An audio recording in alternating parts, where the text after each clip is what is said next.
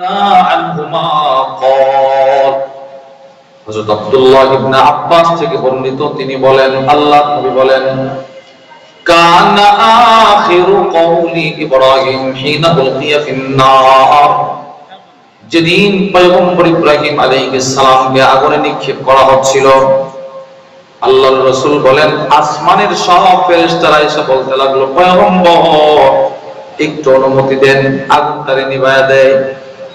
পয়গম্বর ইব্রাহিম বলে তোমরা কি নিজের পক্ষ থেকে আসছো না আমার আল্লাহ পাঠাইছে? ফেরেশতারা বলে আমরা আসছি আপনার ভালোবাসায়। পয়গম্বর ইব্রাহিম বলে আমার আল্লাহর ফয়সালা কি? আল্লাহর ফয়সালা হলো আপনি আগুনে নিক্ষিপ্ত হওয়া। আল্লাহর রাসূল বলেন সাথে সাথে পয়গম্বর ইব্রাহিম আলাইহিস সালাম বলেন হাসবিয়াল্লাহ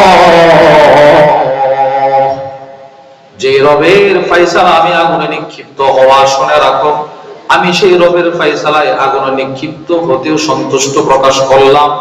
আগুনেও আমার রব আমার জন্য যথেষ্ট। যাও সরব সরব আমি আগুনে আমার রবের ফয়সালা তো বলে হ্যাঁ আমি আগুনে